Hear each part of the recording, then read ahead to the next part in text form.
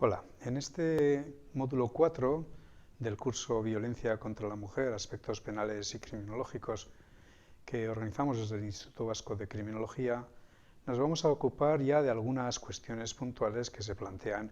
en relación con el tratamiento penal y criminológico de estos fenómenos. Comenzaremos en este primer episodio con la mediación. Dijimos ya, con ocasión del módulo segundo, cuando hablábamos de la evolución del tratamiento legislativo de la cuestión,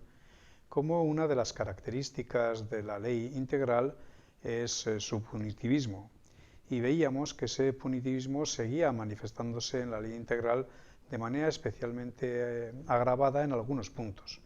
La falta de tratamiento adecuado de la prevención situacional y mencionábamos como ejemplo la prohibición de la mediación. El artículo 44 de la ley integral señala en efecto que en los procedimientos que se sustancien ante los juzgados de violencia sobre la mujer se veta la posibilidad de mediación. Esta decisión del artículo 44 de la ley integral sorprende y sorprendió a muchos, porque en un país en el cual no había ninguna regulación en torno a la mediación penal, en un país, por tanto, en el que en principio no estaba prevista su posibilidad en los procesos penales, sin embargo, para el caso de los procesos penales en materia de delitos contra la mujer, de violencia contra la mujer, violencia de género, pues se prohibía, se establecía una prohibición de esto que en principio no estaba previsto. La decisión fue además una decisión que no venía formulada ya en el propio proyecto, puesto que si bien el proyecto se refería a otros muchos ámbitos, solo durante su tramitación parlamentaria y sobre todo por influencia y por presión de grupos feministas es como se incluyó una nueva enmienda que llevó finalmente a la aprobación de este veto a la mediación. Las razones que para los proponentes justificaban esta decisión era evitar la privatización de un conflicto el que manifiesta la violencia de género que en modo alguno debería poderse dejar en manos privadas. Se decía, es un conflicto que durante demasiado tiempo ha permanecido invisible, nadie lo ha querido ver, ha quedado en el ámbito privado, con todas las dificultades que ese quedarse en el ámbito privado supone, puesto que casi siempre se mira hacia otro lado y no es fácil incluso acabar constatando los elementos necesarios que requiere en ocasiones la intervención penal. Un conflicto que, desde el punto de vista de los proponentes, merece, por tanto, una intervención pública firme y un adecuado rechazo social, que podrían verse que de algún modo socavados o de algún modo afectados negativamente por el hecho de admitir que en los procesos por delitos por violencia sobre la mujer se admitiera la posibilidad de la mediación. La verdad es que este entendimiento o esta manera de ver las cosas plantea importantes perfiles que pueden cuestionarse si lo examinamos desde un punto de vista penal y criminológico. En primer lugar, porque identificar la mediación con una privatización de los conflictos es cuanto menos muy cuestionable.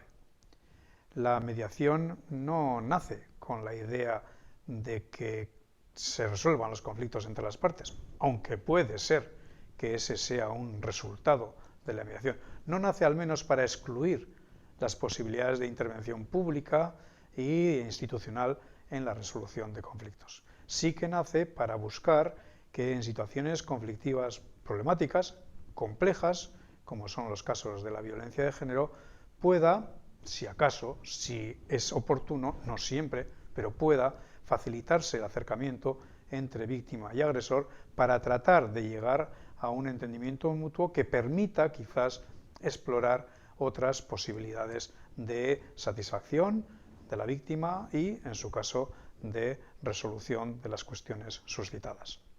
Esto es el planteamiento de la legislación europea y de la legislación que se desarrolla en el marco europeo en materia de mediación, donde ya la decisión marco de 2001, referida a la posición de la víctima en el sistema penal, y sobre todo la directiva de 2012, aluden a los mecanismos de justicia restaurativa y a la conveniencia de su desarrollo en el marco procesal, también penal. Bien es cierto que siempre con respeto de importantes garantías: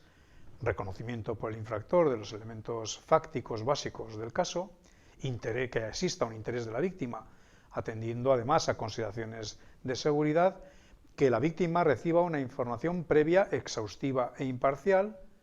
que los debates sean confidenciales y, por tanto, si lo son, no se hagan públicos, salvo que haya acuerdo de las partes o razones específicas de interés público que lo aconsejen.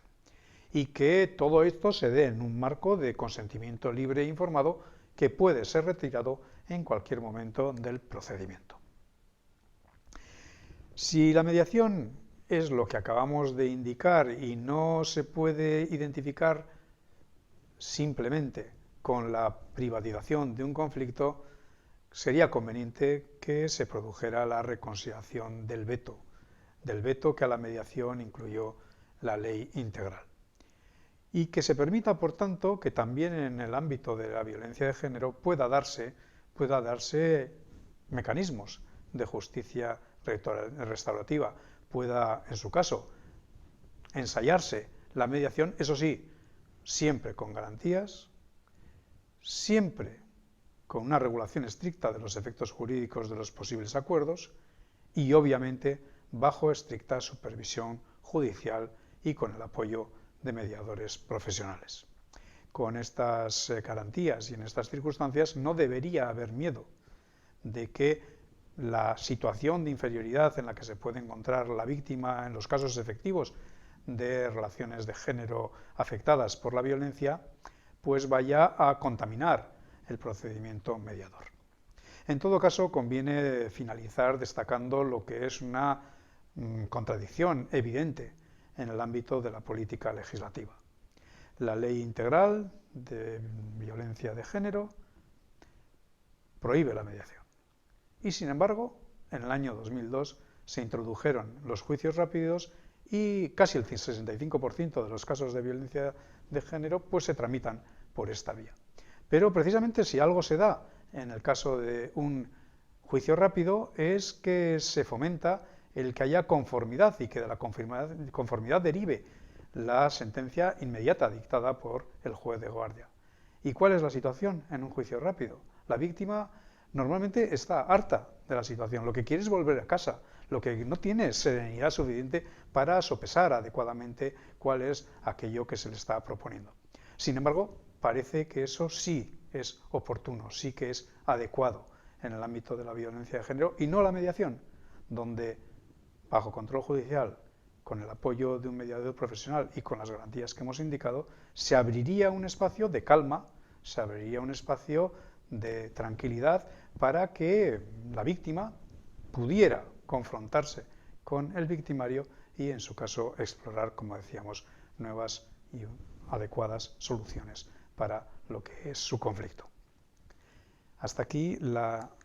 presentación de este punto, de este episodio relativo a la mediación dentro de las cuestiones puntuales que suscita la violencia contra la mujer, el tratamiento de la violencia contra la mujer desde el punto de vista penal y criminológico. Muchas gracias.